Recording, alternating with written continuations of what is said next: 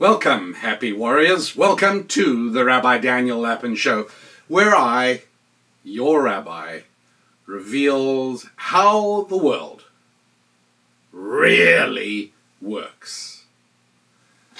And one way that the world really works, and this is of relevance whether you are trying to build up your finances, whether you are looking to get married, whether you're looking to strengthen marriage, whether you're raising children, whether you're beyond that point, almost everybody has an interest in becoming a bigger, better, and more powerful person. Why?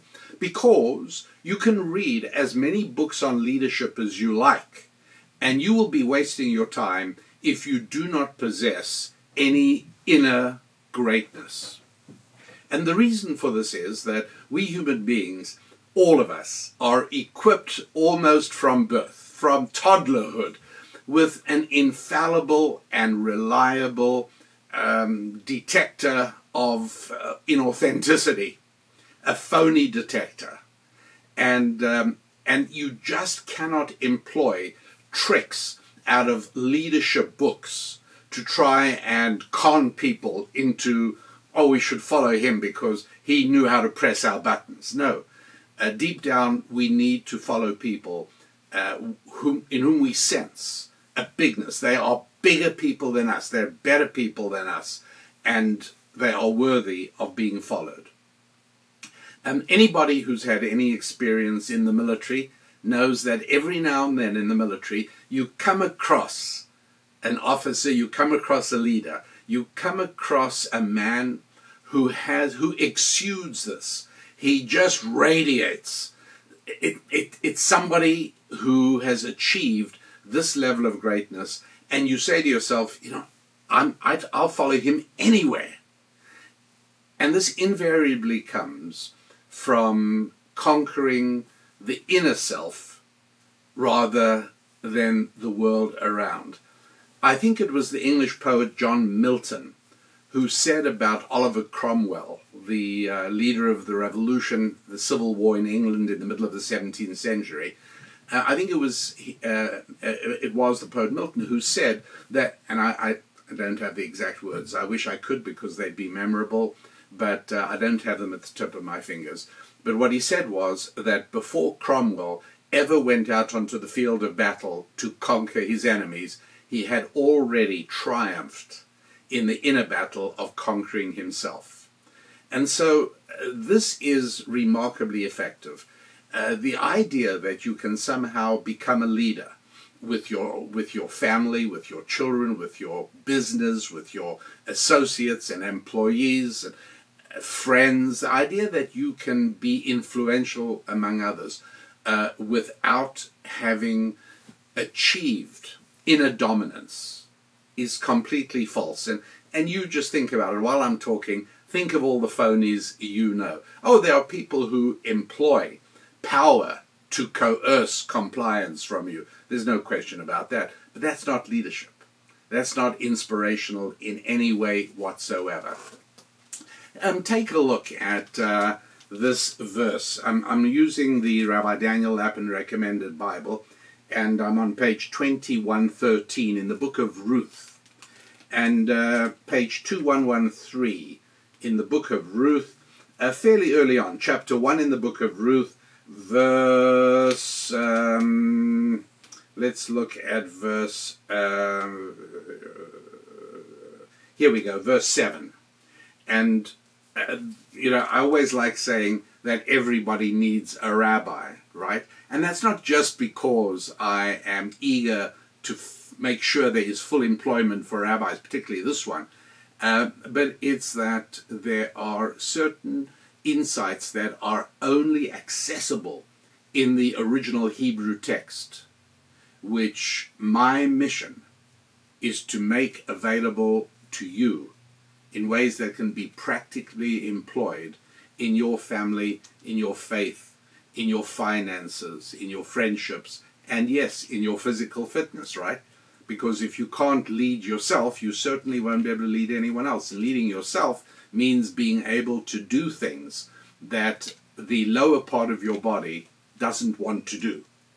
Maybe that's exercise or dieting or many, many other things. But here's how it sounds in the Hebrew, and I know that few of you understand the Hebrew, but there is a certain rhythm and tempo to the sound of the Hebrew, which can be enjoyed and appreciated in the same way that complex pieces of music I can enjoy, even though I don't know anything at all about the music theory behind them. So, Vatelachna baderech lashuv el eretz Yehuda, and Vatetze min makom asher hayta shama ushtei chaloteha ima. So here's what's going on. Naomi is alone with her two daughters-in-law in the land of Moab, and she decides she has to go home to the land of Israel. And the English reads as follows: so she went out of the place where she was, and her two daughters-in-law with her, and they took the road to return to the land of Judah. Now, here's what's interesting. In Hebrew, verbs indicate a great deal. They indicate gender, and they also indicate the number, whether it's singular or plural. So I might say he went home to Fresno. I could also say they went home, but from the verb went, you wouldn't know anything at all. In the Hebrew, it's quite different. And the way I will now translate the Hebrew verse accurately goes something like this. And she, meaning Naomi, left the place, singular. Naomi left the place where she had been, and her two daughters-in-law were with her. So who's actually the driving force here? Who's the leadership? Naomi, they're just with her. It doesn't say Naomi and her two daughters-in-law left the place where they were in Moab and started the journey back to Judah. No. And Naomi went, and then almost as an afterthought in that end of the first phrase of the sentence, verse 7, and her two daughters-in-law were with her. They didn't know what else to do, so they hung with their mother-in-law. If she's going on a journey, they'll go on a journey. But then time goes by. The second part of the sentence reads, Vatelachna baderech lashuv el eretz Yehuda. And they went on the journey purposefully to return to the land of Judah. But now the they is a plural. And so something very important has happened.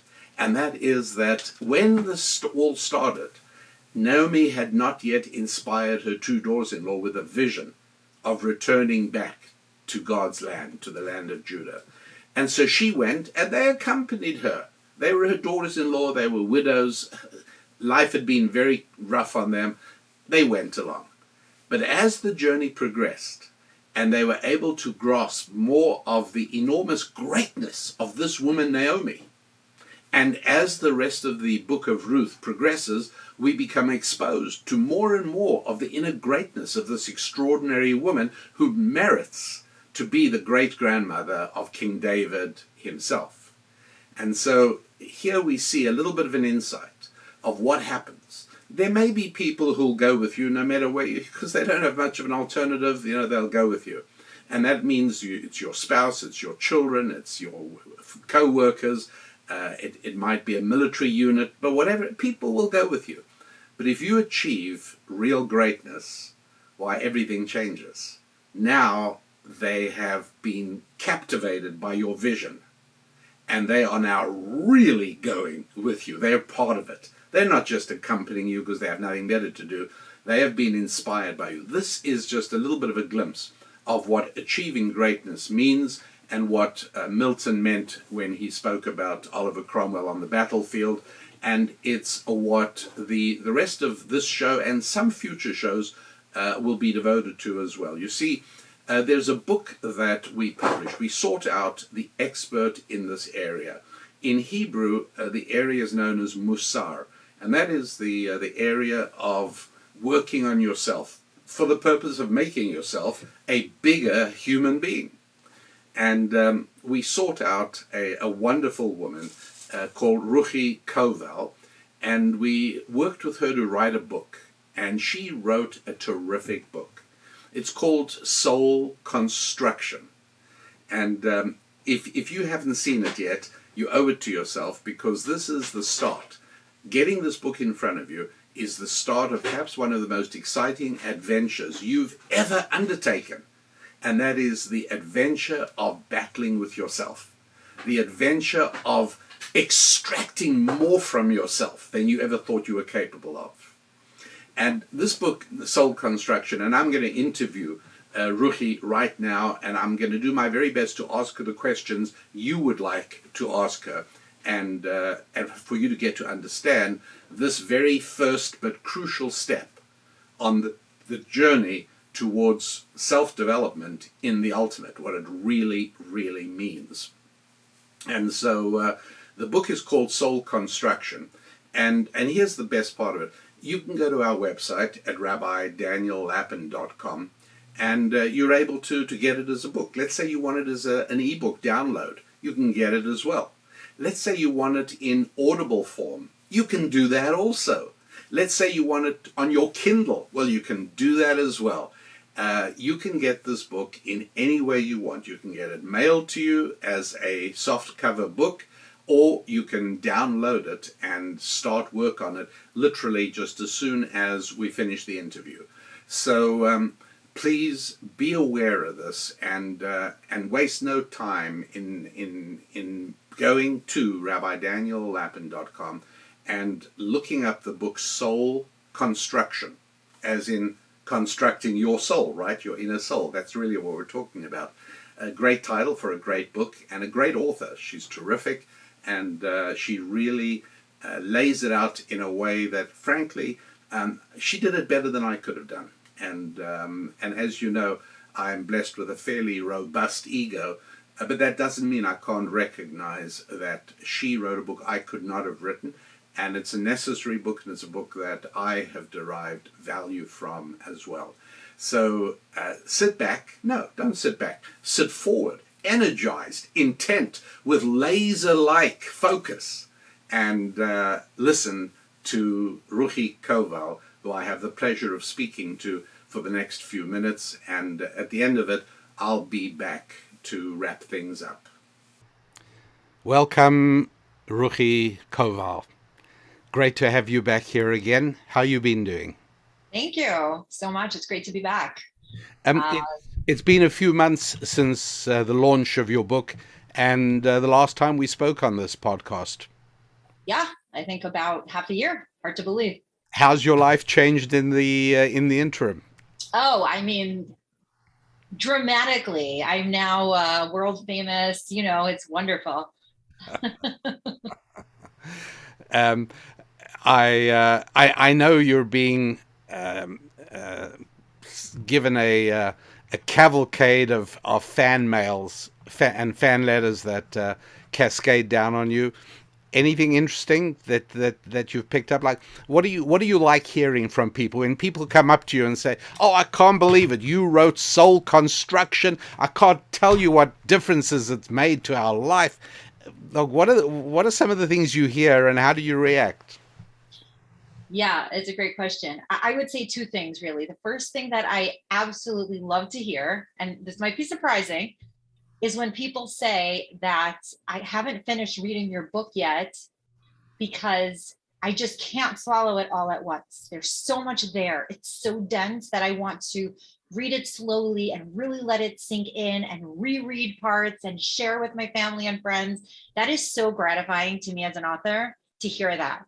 And I'm like, take all the time you need, because it really is. I mean, in a sense, it's a small book, but it's so dense and there's so much there. And so I don't want somebody to just zip through it. I want it to really sink in. So that is the first type of feedback that I love. And I've heard that from a lot of people. That seems to be a theme and a trend. So, and that was not something that I had expected to hear. So that's very gratifying. The second thing that I love to hear is this book has changed my life. And I also have heard that so many times. Now, when I was writing the book, that's what I felt. I mean, that's why I wrote it, because I know that there's life-changing wisdom that I have received from others that many people just don't have access to or don't know exists. And the fact that I have the ability to transmit this to others is just mind-blowing. But when you're writing a book, you become so enmeshed in the content that you sometimes lose the forest for the trees, and you forget how life altering it is because you're busy dealing with sentence structure and chapter organization. And so after the book was written and I kind of took a step back, and then people started reading it, and then they're like, this book has changed my life. I'm like, oh, yes, exactly. That's why I wrote it. That's why this content was so powerful to me. That's why I share it with others. And so when I hear that, I'm like, okay, that's why I did what I did, exactly for this purpose. Don't you love it when people tell you the book's all marked up and it's got post-it notes in it and highlighted sections? Oh, yeah, yeah, I love that. And actually, here's my book, and it's got multiple bookmarks and all kinds of things that I want to share with people, different classes that I'm teaching it in. And I love that, and I that's what I want it to be. Some people feel like, oh, you're not allowed to write in a book. I'm like, no, write in the book, underline, highlight, bookmark, by all means, like make it yours. Exactly. It's just a library book you shouldn't write in, that's all. Yeah. Yeah. Well, I think because it's like a spiritual text, I think sometimes people feel it would be disrespectful to write in it. But, the point is not to read it. The point is to study it. So by all means, it should be done that way. I've seen Chumashim Bibles and also volumes of the Talmud that were owned and studied lovingly and diligently by prominent sages of the past that are densely packed with marginal notes in a pencil handwriting.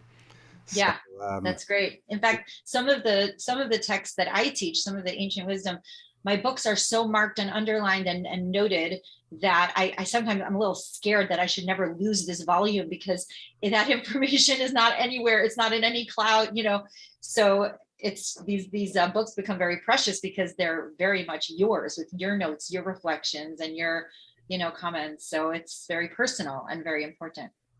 I mean, the book's remarkable, and I too have, because we published it. I keep on hearing from people how life changing it has become. It's really, it provides a window into your own soul, a window into your own makeup, and encourages an introspection that is almost unknown in popular culture today. Yeah. It's so interesting you say that, because I think that a lot of self-help books have this sort of undertone, or almost like an unspoken caveat. Do this in order to get what you want. This book is about, do this to become the greatest version of yourself. And P.S., your life will become much more satisfying and gratifying. And the lives of the people that will become more satisfying and gratifying. But this is not about self-gratification. This is about self-transformation.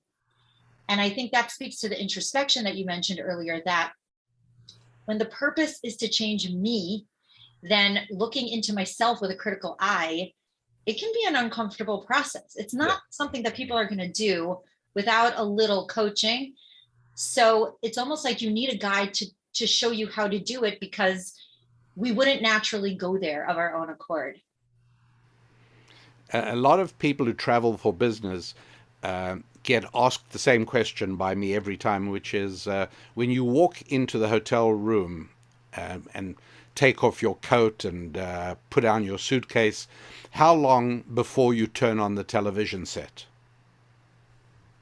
And the answer reflects, I think, an unwillingness that many people have, many of us have, an unwillingness to think. As long as there's a barrage of outside stimulation, I don't have to think. And if I think, I have to think about myself and peer into my own soul and ask me what I think of me. Having the TV on really takes away a lot of that.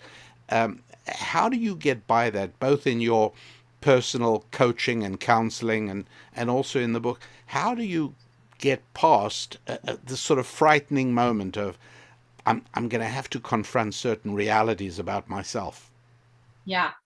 Hmm. Well, I find in a way that Mussar is almost like a self-filtering process, that people who are attracted to it are people who are willing to go there. And if they're not, then when they discover some of the benefits of practicing Mussar, then they become willing to go there, even if they're not. I actually saw this in real time in a class that I was teaching yesterday. There was a woman who was sharing a difficulty that she was having with her sister-in-law. And it was during her son's bar mitzvah, and things didn't go the way she hoped. And there were a lot of hurt feelings, and she didn't know what to do. And she questioned to the group, should she confront her sister-in-law? So we were studying my book, and I took out the book and I read from the chapter on speech about rebuke and about whether whether and how it's appropriate to give another person rebuke. And I just read to her. I actually just opened the book and it opened to this page, which happens sometimes. And I just opened to page 100 and I said, well, the Torah teaches us about when and how we're supposed to give rebuke and when and how we're not supposed to give rebuke. So the first thing I shared, first, the rebuke must be offered for the well-being of the other person.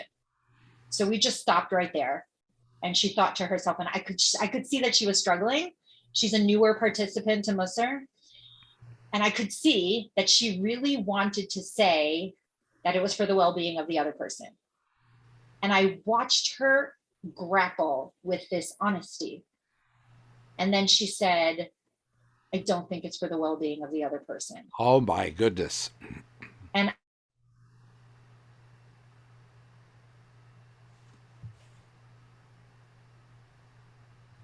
throw her a parade. So I think that studying, Mussar on the one hand puts you in a position where you're willing to engage in that process. And also starting the process, right? Just sitting in that group. And that's why studying Mussar in a group is so powerful, because it's a very safe, peer supportive setting where you know that if you engage in that introspection, nobody is going to come down hard on you, but rather they'll congratulate you, which is exactly what happened, for engaging in that difficult process. So what self-awareness she had to be able to recognize that she was perhaps going to be deriving a little bit too much pleasure from rebuking someone else. Exactly. Extraordinary. Listen, Ruchi, we're throwing around the term Mussar, which lies at the heart of the book, and it's something you've been a specialist in for many years already. But there are going to be people who are going to be joining us on this discussion, and it's going to be a new term. Mm-hmm. Explain it. Okay. I'm so glad you asked. So Mussar is a Hebrew word that appears in the Bible many times, very much popularized by King Solomon. And technically translated, it means moral instruction or moral discipline. What it means as a movement, as popularized by Rabbi Israel Salanter in the 1800s, is that putting oneself through a process of moral discipline, particularly by studying character traits and engaging in that kind of vulnerable introspection that you mentioned earlier. So character traits such as kindness, such as love, such as generosity. Each one of my chapters in the book is a character trait. So acceptance, generosity, silence, things we don't necessarily typically think of as character traits. So Mussar is using the study of those character traits to bring oneself to a higher state of spirituality. Or put more succinctly, it's the belief that focusing, studying, and improving one's character traits can be a primary path to becoming a better person. So when somebody like Dale Carnegie wrote Winning Friends and Influencing People, and and I'm not picking on Dale Carnegie, and I'm not putting him down. There is much of value in that book, but it's very goal oriented. Do these things so as this will happen. As you spoke a little earlier, you alluded to that as well. Yeah. the reason that good things follow in the footsteps of somebody who embarks on a Mussar program of introspection is that the person becomes, as you said, the best version of themselves. The person becomes a bigger person and a person of greater character, and this is something that is perceptible. Most of us recognize it, even if we can't always put a name to it, or we can't necessarily articulate what it is that we're seeing in somebody. But it's making of ourselves greater people. Am I on the right track there? Yeah, absolutely. And it's interesting that you mentioned Dale Carnegie's book, because one time, I think this goes back 10 years, one of the women in one of my study groups asked me about that book and said, aren't the principles very similar to Mussar? It's about respecting people. It's about putting them first. And I suggested, and we did this for about a year, we used Dale Carnegie's book as a Mussar text. But with each lesson, we teased out what he is saying to do and why he is saying to do it. So what he is saying to do is absolutely congruent with the principles of Mussar. Why he's saying to do it is not. So in Mussar, we do kind, respectful, spiritually evolved, humble things in order to, the way I like to put it, to polish our inner diamond, to become the most beautiful version of me. Now, sometimes that might positively impact other people in real time. Sometimes it won't. Sometimes it will more positively impact me in real time. Sometimes it won't. That's secondary. The point is that I have been put here on this earth with a soul that is God-given, and I have to give that soul back with interest. That at the end of my life, I have to be able to say to God, I made good on the investment that you gave me. I am giving you a return on your investment. You put me here with raw materials and unpolished diamond, and I'm giving you back a refined, transformed version of me. Whereas in Dale Carnegie's book, right, I am doing these things. Some of them are quite manipulative. Yes, you're right. Right? I am doing these things so that grandma will leave me the car in her will, so that I have a chance to become the partner of this company. That part's not Mussar. And it can be so hard to pin down, because sometimes like successful business practices might look like Mussar. How do you know you're practicing Mussar? When nobody else can tell what you're doing, but you know that you have done something great. I'll give you an example. Let's say that you are standing in a group of friends and everybody's chit-chatting, and all of a sudden some gossipy conversation comes up, right? And a part of you wonders if you should say something, but you know that this crowd will never be able to hear you. So you very silently and humbly just sort of kind of slip away and mix into the crowd and join a different conversation. That is like classic Mussar. Nobody will know. Nobody will say, wow, you're so courageous, you're so brave, you're so strong. Nobody knows. It's internal. That's internal greatness. Sometimes it's only you know and God knows. But, you know, like I share in my Mussar classes, that stuff can't help but leak. Inevitably, it will impact other people positively. Inevitably, it will impact you positively. But that's not why you're doing it. You're not doing it for this manipulative, goal-oriented purpose. You're doing it for transformation. Internal transformation. Yeah. Yeah. So actually, I shouldn't say that inevitably it will impact you positively. It will always impact you positively. What I'm saying is that often other people might not discern your growth right away, or might not appreciate it right away, but it will. And that's why, like, at the end of each chapter in the book, I share a testimonial by somebody who's been practicing Mussar, and very often that's what they say. Like, my friends and family just started asking me, what are you doing? Because this is amazing. Right.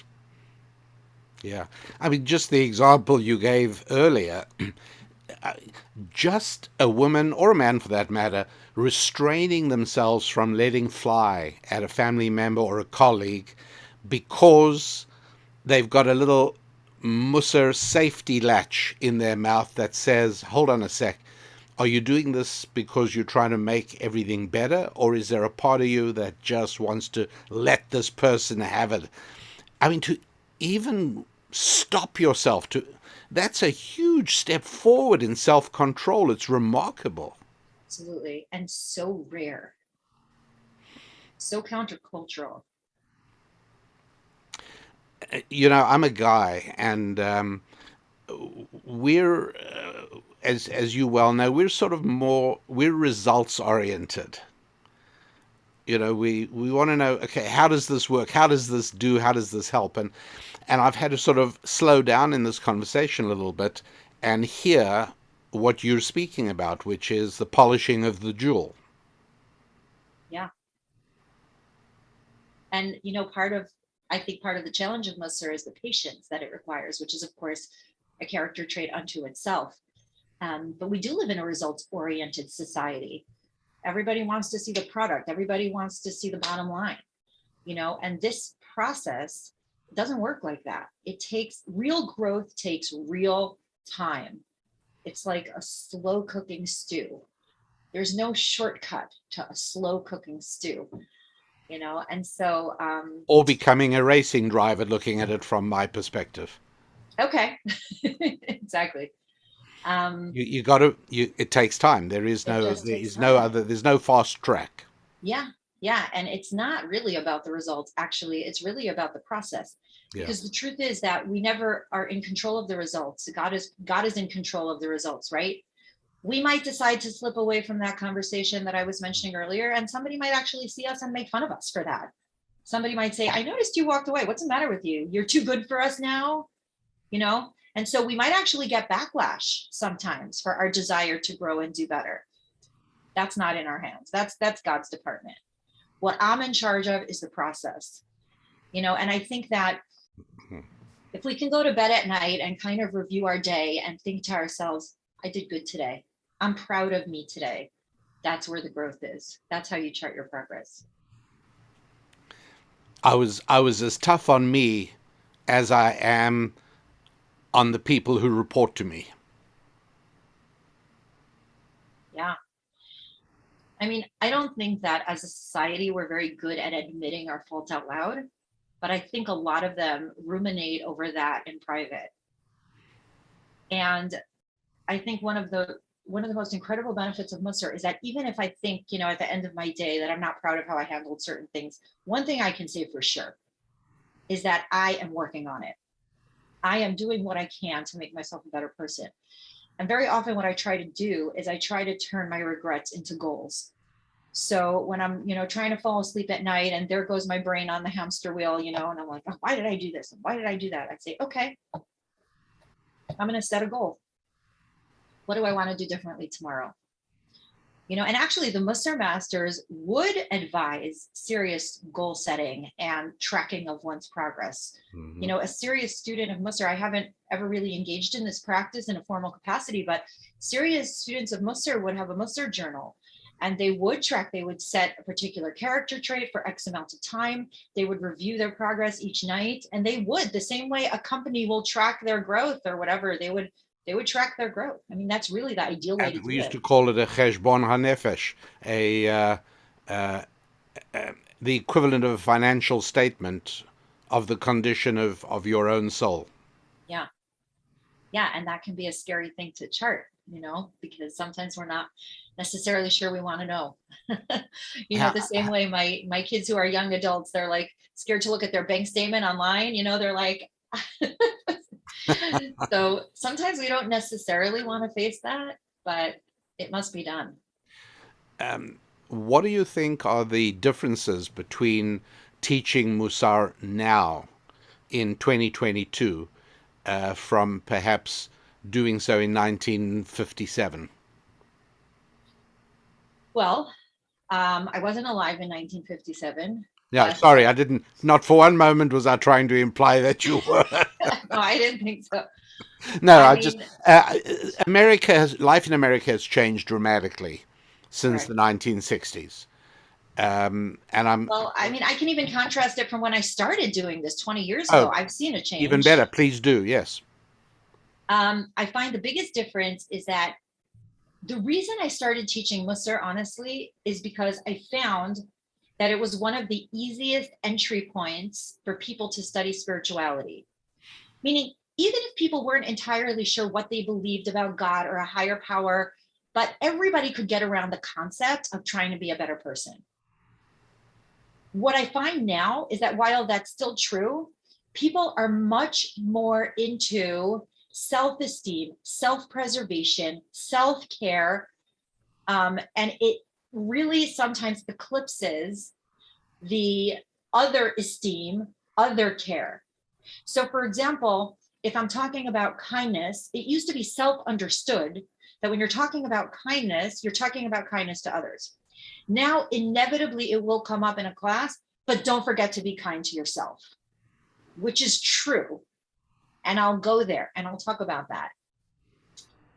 But it's a change, it's a shift. I'm not necessarily saying that it's a negative shift because every character trait is inherently neutral and can be taken to any negative extreme. A person can be so into giving to others that they ignore themselves and they burn out, and that's not healthy either. But there is something about it that rubs me the wrong way.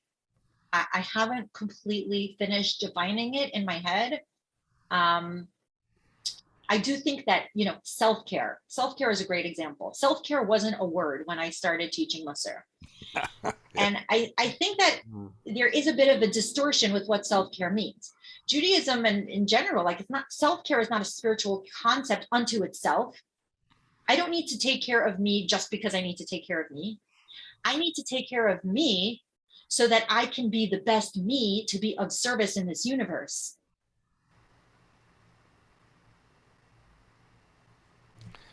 And so when somebody says to you, look, Perform my responsibilities and my duties. yes, when somebody says to you, well, isn't it selfish that I'm focusing so much attention on my inner self and on my soul? What about the environment and what about all the poor people in the world? Surely my time should go on that. Well, I mean, that's hardly mutually exclusive. Mm-hmm. In fact, they're the very same thing, right? It says in the Torah that God wants us to be responsible stewards of this earth that he gave us.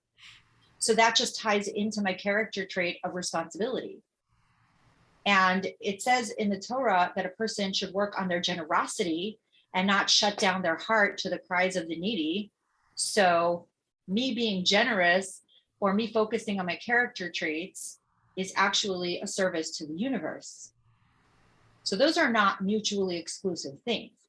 Paying Right. attention to my inner world is actually the most selfless thing I can do, because if God put me on this planet, he has expectations of me and he wants me to fulfill a certain purpose. And if I'm not paying attention to my inner world, chances are what I'm going to do, like many people on this planet, is just run around paying attention to my outer world, my materialism and my bottom line and my bank account and my kids and whatever I, need to accomplish for my own ego, for my own pride.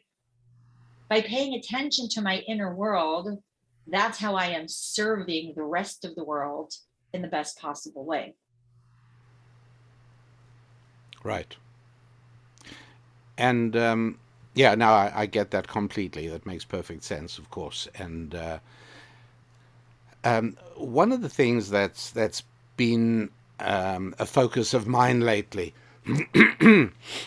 which I think you might be able to shed some very helpful light on, is that, and even just this morning, actually, I was talking to a young man who said to me, I was talking to him about his life path, where he's headed, and he said, well, what I really want to happen is this.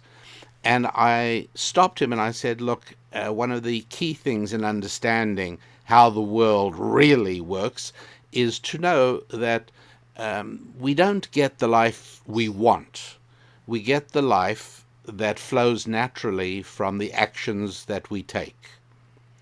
And so, generally speaking, when we make mistakes in our path, and we either do things that take us off our desired path, or we fail to do the things that we need to do for this desired path, it's usually not because we didn't know that we shouldn't do that thing, or we didn't know that we should do this thing. It's that we lack the inner strength. And so, again, this may be me being male and results focused, or externally focused rather than internally focused, but but help me with how Mussar and soul construction can help strengthen my self-discipline and my willpower to stop me doing things that I know I shouldn't be doing, and to help me do the things I really know I ought to be doing. Yeah. Yeah, it's a great question. And I think that it's something that every human being will ultimately struggle with, because we all make mistakes. Mistakes are a part of living, and mistakes can be a part of growing if we leverage them correctly. So I think a big part of the reason why I wrote Soul Construction was to offer the most accessible form of Mussar that I knew how. Meaning that even if somebody never heard of Mussar before, or they never studied the Bible, or they're even not unfamiliar with spiritual wisdom at all, that this is something that they could pick up and read. And I include contemporary examples and reference to pop culture and psychology, showing how all these things dovetail with the lessons of Mussar. And the reason it was so important for me to do that is because what I've learned over the years of teaching Mussar and of learning it myself is that when you study something regularly, when you expose yourself to the wisdom of something regularly, it will by default have an impact on you. Mm-hmm. And so, when you say that, when a person makes a mistake, it's not necessarily because they didn't know, it's because they didn't have the requisite willpower. I would actually state that just a little bit differently, which is they didn't expose themselves to know. Meaning the wisdom is out there. And at this, juncture in history in 2022, there is no excuse to not have wisdom. It's available at the click of your fingers. It's available in the phones that are in everybody's pocket. And it's like, if a person doesn't know, it's because they didn't look hard enough. And so it's not just the knowing, it's like one of the most quotable rabbis, one of the Hasidic masters, the Kotzker Rabbi, he said that the greatest distance in the world is from the head to the heart. There's knowing in your head, and then there's knowing in your guts, if I can paraphrase. There's knowing in your guts. How do you take it from one place to another, right? That's the journey of life. But I don't think it's always about willpower. I think it's about constantly exposing yourself to wisdom and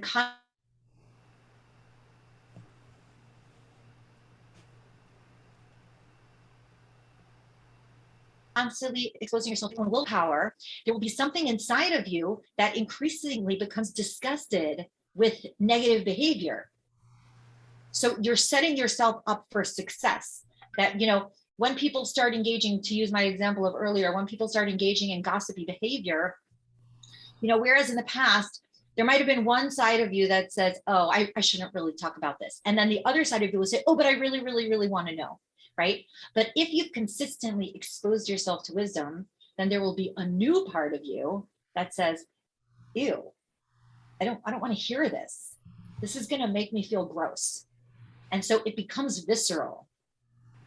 I don't think willpower is enough. I think it's the constant exposure to wisdom that somehow alters your choices so that you have a different, new, wise voice in your head that didn't used to have a voice. And so the Mussar master, if I'm hearing you correctly, the Mussar master is not somebody who doesn't feel the temptation to do wrong. Right? Correct.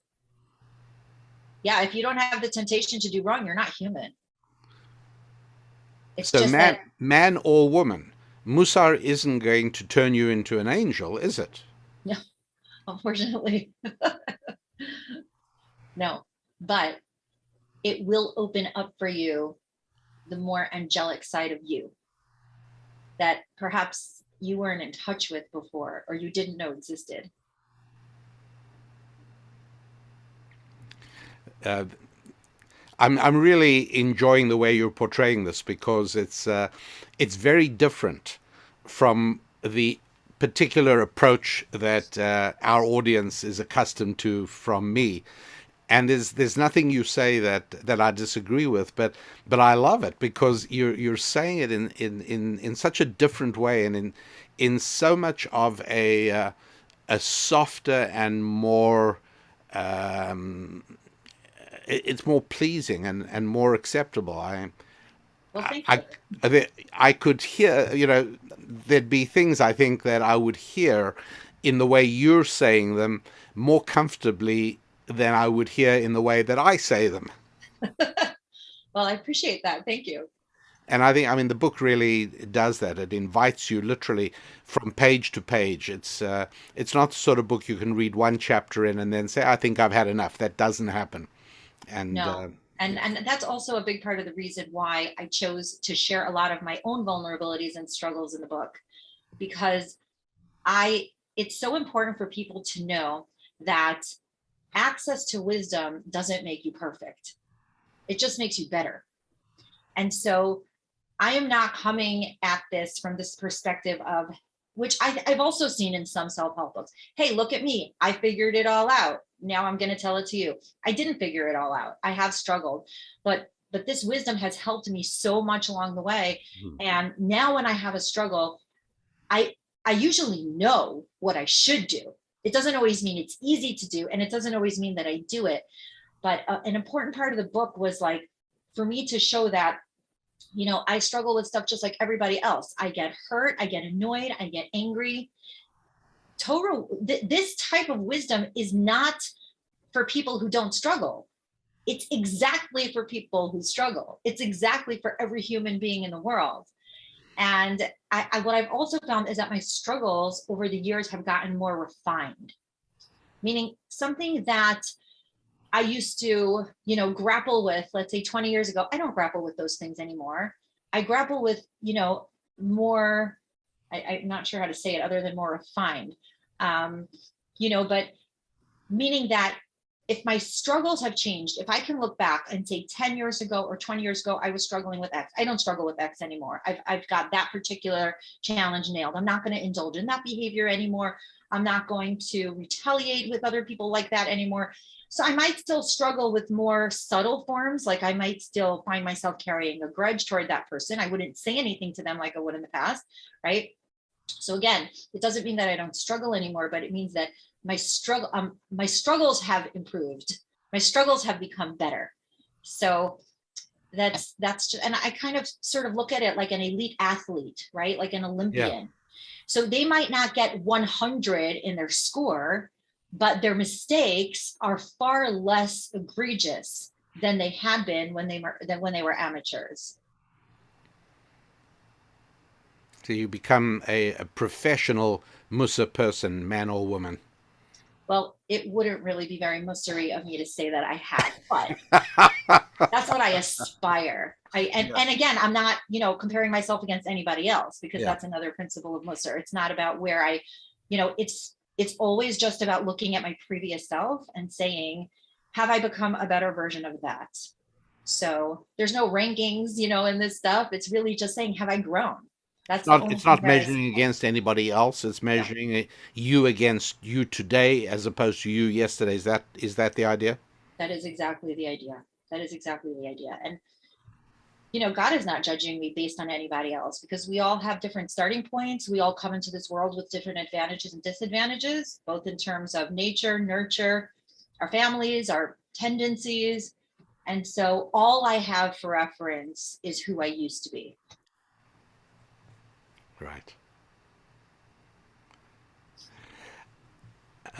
Do you run into with either with people who've read the book and talked to you, or at speeches and appearances, or even private clients? Where does personal insecurity intersect with a Mussar program? Hey, that's a very interesting question. So the first character trait, because I always think of things in terms of character traits, like the first character trait that pops into my head when you say personal insecurity is the character trait of arrogance. Now, like I said before, every character trait is inherently neutral. And then you have an unhealthy extreme over on this side and an unhealthy extreme over on that side. So a sense of appropriate humbleness, that would be the balanced center of this character trait. Then over here on this extreme, you have an exaggerated sense of your own importance. So this is where arrogance comes in. This is where, narcissism, like I wouldn't say narcissism because that actually comes from insecurity, which is the other side. Sometimes they can actually masquerade as each other, but Yeah. Where people just don't think of others, they're always just thinking of themselves. They just do what's good for them. That's arrogance. Over here on this side, we have extreme insecurity, where a person thinks they're nothing, that they don't matter, that nobody cares about them. Both of these unhealthy extremes are essentially obsessed with self. Over here, I'm obsessed with myself because I'm the only important person in the universe. Over here, I'm obsessed with myself because I can't stop thinking about how I'm a nobody. Which is it's a weird, distorted form. It's like the mirror image of arrogance in a way, isn't it? Yes, exactly. And they very often manifest in the same way, meaning sometimes people act arrogant because they're so insecure. They do not have a healthy sense of self. So the healthy middle road is where I know exactly who I am. I'm not overly arrogant because of that. I'm not overly insecure, because if you think about like the overly insecure person, right? They walk into a room and they keep thinking, oh, I didn't dress right. Oh, I look weird. Oh, everybody's staring at me. Still exaggerated sense of self. So the healthy balance means I know what my strengths and weaknesses are. I'm not delusional. Not too much, too little. I understand what I have to contribute to this world. And this is, I think, one of the most important points. I am perfectly aware of which of my accomplishments and achievements are due to my own hard work and effort, which means I'm absolutely going to take pleasure and pride in that. And which of my accomplishments or achievements are just a gift from God. And for that, I have only gratitude. That's what a true, healthy, balanced sense of self looks like. So too much insecurity is actually on the arrogance spectrum. So, Ruchi, as we're speaking, you comfortably and naturally drop our relationship with God into the conversation. Yeah. But you also said earlier, and I think this is true, that the way you present the book, it makes no prerequisite. It asks no religious declaration of faith. This is something that you can embark on and learn from, whether or not you have already worked out your relationship with God. Is that right, or am I wrong? No, that is absolutely right. And part of the reason why I'm so comfortably talking about God is because I happen to be on a podcast with you. And I know that in this setting, most of the people interacting with this platform are comfortable with God. When I speak to audiences who are less confident or secure about what that means for them, I sort of lay lower on the God piece and I focus more on the personal growth piece. And even in the book, the beginning of the book is less God focused. As we go through the book, I sort of, just as in a relationship with another person, I sort of gradually introduce the God piece. And by the end of the book, I'm talking a lot about God, because I do think that it's a process for a person to get to a comfort level. And honestly, in my teaching, I'm very focused and conscious of who I'm talking to. And I'm always sort of calibrating how much or how little I should be focusing on the God piece, because for some people it can really be, a trigger or a touch point. And I don't want to lose the baby with the bathwater. I wouldn't want someone, to reject Mussar because they're not sure of their relationship with God. I'll actually share with you something so interesting that I heard on this topic from Alan Morinus. Alan Morinus is I know he is. yeah, he's a brilliant author, and he founded something called the Mussar Institute, which is an online place where people can study Mussar. Yeah. And he studied from one of the most prominent Mussar teachers, Rabbi Yechiel Per from Far Rockaway, New York.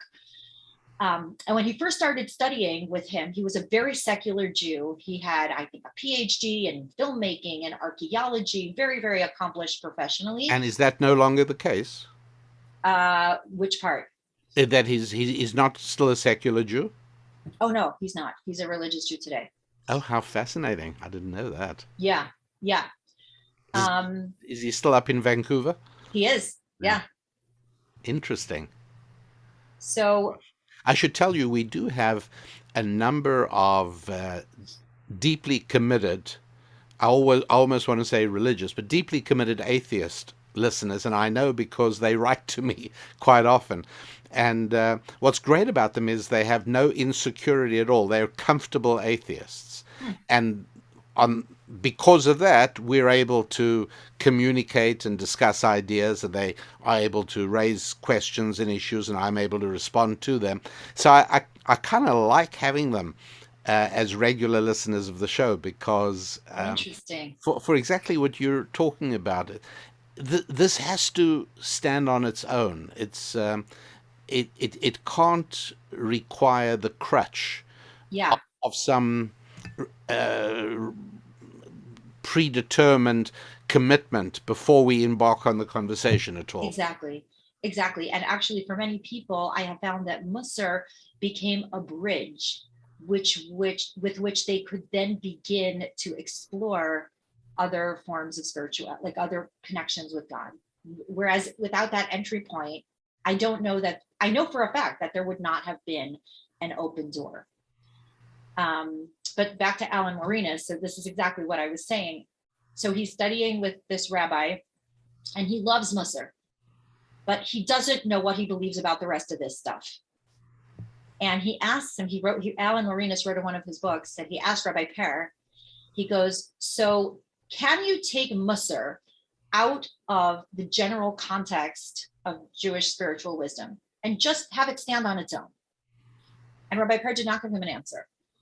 And he asked him again at a later date. He didn't give him an answer. And he asked him again at a later date. And finally, Rabbi Per says to him, Alan, if I were to ask you to take the radio out of your car and put it in your kitchen, and that's how you should listen to music, what would you say? So Alan thinks about it, and he says, well, you could, but why would you want to? And he said, here's your answer. Can Mussar stand on its own? Yes, it can. But why would you want to extract it from its roots, from its natural habitat, from where it came from? I thought that was fascinating. Very nice, yes. Yeah, very much so. You have Hasidic blood in you, don't you? I do, yeah, on both sides, actually. One of my great-great-grandparents was a famous Hasidic master. But even as far back as my grandparents, who three of whom are Holocaust survivors, they all came from Hasidic homes before the war. Interesting. And I grew up in a background that couldn't be more distant from the Hasidic tradition, and it actually was the Mussar tradition. My primary rabbi for many years was somebody who was descended from the Rabbi Israel Salanta school of thought. And I just find it interesting that we're meeting, and I love everything you're saying and how you say it. You sort of moved from the Hasidic avenue into the Mussar, which I want to say is a slightly sterner business, slightly more austere business than pure Hasidism. Do you see it that way, or not? I mean, I do think that in post-Holocaust America, a lot of descendants of the Hasidic lineage ended up studying in Jewish schools, which were more based on the Lithuanian style of, which was decidedly non-Hasidic, as you Yeah. said. And the Mussar tradition arose in the Lithuanian communities and Yeah. afterwards spread to other places. So in a sense, the post-Holocaust America ended up becoming somewhat of a melting pot in terms of these traditions. So, you know, there are many people like me, like my husband, who descend from Hasidic families, who the school that I went to growing up, the Hebrew Academy of Cleveland, was founded by the Desslers, which was a direct line from the Mussar movement. Yes, yes. And that, but on the other hand, you know, some of the teachers that we had descended from the Hasidic tradition. So there was definitely a melding that Yeah. happened after the war. But in a way, I don't know, it could be that I am totally over fancying myself here. But in a way, I think that my Hasidic roots and my Hasidic blood, which is, as you said, less stern, like there's very much a focus on God loves everyone and we need to approach Judaism with joy, that can almost be married to the Mussar tradition. That's exactly what you've done in your book, Ruchi. Thank you. That's part of why it's a beautiful blend, and it reads ever so much more elegantly and invitingly. It's not intimidating; it's inviting, so much more than some of the classic Mussar texts that you and I have both studied.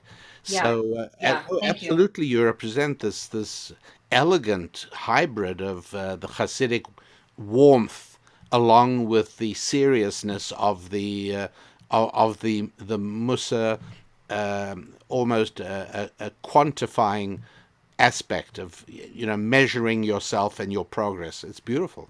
I appreciate that. Thank you. And I do think that in the world that we find ourselves in, it's so different from these traditions that started in the 17 and 1800s, where if you lived in a certain geographical location, that was the only influence you had access to. Unless you were wealthy enough to travel throughout Europe and sort of pick up different disciplines and different traditions.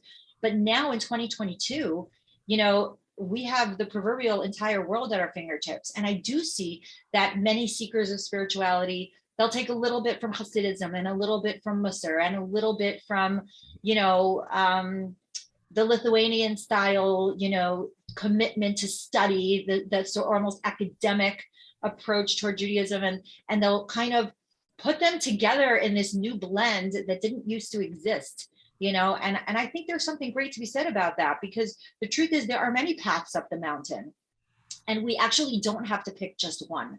And I can learn from many different kinds of teachers who come from many different kinds of backgrounds. And I myself and everybody else, we're all complex mixes of all these different types. And so it's, you know, it's very refreshing and exciting that there are so many different teachers to learn from and things to read and people to learn from. And I didn't intend to create a blend in this book. I didn't even really think about it that much until you just asked me. But when I think about it, that's just who I am, because I am the recipient of, between my Hasidic grandparents, my Mussar, you know, day school that I went to, my husband who studied in a very Lithuanian yeshiva, you know, rabbinical school. He studied in a place called Telz, which was originally in Lithuania, one of the most, you know, in the Where my box. father studied. Okay, right. So I guess by default, I'm sort of like this composite, and I think that's great. I think it's exciting. Well, I would have done a lot better in yeshiva if the person teaching me Mussar would have been you rather than who it actually was. Thank you. But I appreciate that. I'm only about a quarter of the way through all the things I wanted to discuss and hear you on, so we'll have to do it again. I would love that. If that's okay with you, we'll proceed. But for right now, I think what we've tried to do and succeeded to some extent is help people realize that there is a huge, exciting, wonderful world of introspection through the magic of Mussar that most people don't even dream of, because our culture, as I mentioned with the hotel room, I think our culture discourages serious introspection. Our Well, culture sure. encourages introspection about how do you feel about this, Yeah. but Well, not a more metric analysis of how am I doing in terms of becoming yeah. a better person. Yeah. Well, and also, I mean, part of it goes to, you know, the commercialization of our world, that it's easy to just turn on the TV and drown it out. And TV is created to sell entertainment. News is created to make money. So there are so many forces that are working on us to do what's easy, because that's what's being advertised to us, because that's where people stand to make money. The hard thing is to turn off that noise and to engage in this, very quiet, soft force that's waiting for us. And by the same token, how I said that, wisdom is so accessible and so available, but by the same token, it's competing with so much nonsense that it does become hard to find. And this is what people tell me all the time. How did I never know that this wisdom existed? And that makes me sad. It really does. And that's why, like, of course, I want everybody to read this book, because I think the world would be better off with Mussar, but I want to make something inaccessible accessible. That's really what I'm trying to do, because it's just so valuable. It's exactly right, and I don't think there's any question whatsoever that becoming adapted to a Mussar approach in life and in your own self development, it it makes for a better marriage. It makes for a better family life. It makes for better relationships with friends, and astonishingly, but undoubtedly, in my view, it makes for better relationships in business, Yeah. in in one's career as well. And so the book is a remarkable gateway to a new life. And people who already own it and have studied it report exactly that. And people who yet have the exciting adventure awaiting them, well, I envy you, is all I can say to you all. So, Ruchi, thanks so much. My pleasure. This was a And great conversation. Thank you. regards to your family, and Will do. And you too, Chris. look forward to our next opportunity to continue exploring the wonderful world of Mussar. Thank you. You've really opened a couple of doors for me as well over the last 6 months, I have to tell you. So Thank you. I appreciate that. I appreciate Um, it. until next time, Okay. Thank you so much. thank you. Well, here we are back again, and as I think you could probably tell, I really enjoyed chatting with Ruchi Koval about her book Soul Construction. And as I said earlier, I want to remind you that you can obtain this in any way. It's so important. As I said, it could be one of the most exciting adventures you've ever embarked upon. Fighting outside foes is challenging, there's no question about it. But fighting the inner foe, dominating yourself, extracting from yourself a level of discipline and focus, a level of performance, a level of restraint and control, the ability to impose limits on ourselves. All of these are the things that turn a person into a great person, and a person that effortlessly exudes greatness, right? No great person ever has to thump his chest and say, I'm great. You don't have to do that, right? In exactly the same way as a very wealthy person never ever has to advertise. He doesn't have to tell you he's wealthy. It comes across. And even if he's wearing an old pair of jeans and a t-shirt, if you're sensitive to it, you can tell. In the same way, somebody who has achieved inner greatness, or is even on the journey towards achieving inner greatness, radiates that perceptibly to people around. They don't always know what they're feeling, but they do feel that you are an unusual person. You're somebody worth being involved in and connected with. So the real life implications of this are almost without limit. And the beautiful thing is that with Ruchi's help, we've made this available in several different ways. You might want to hear the book audibly. Instead of reading it, you might be somebody who likes listening to the book.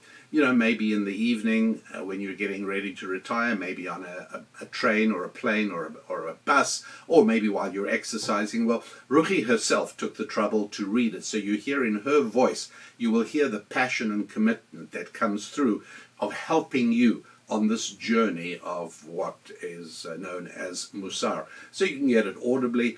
You might want to download it, and you can do that as well. Just remember the website, rabbidaniellapin.com, which you'll see. And the other possibility is you might be in other countries, right? We've had a lot of fan mail from people around the world on this book, and Amazon has print on demand program, right? So you can get this book, and even if you're in another country, it doesn't have to be shipped from the United States of America. You can have it in pretty much whatever, well, not every country, but a lot of countries in which I have pins in my map. A lot of countries in which I am so proud to have happy warriors distributed in 100 different countries around the world.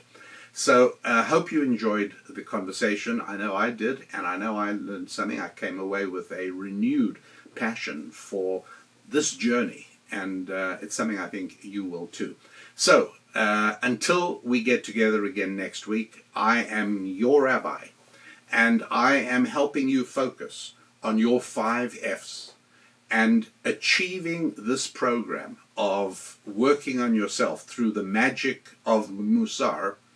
You will be doing everything you possibly could for achieving, growing, and enhancing your family, your finances, your faith, your friendships, and perhaps most of all, your physical fitness.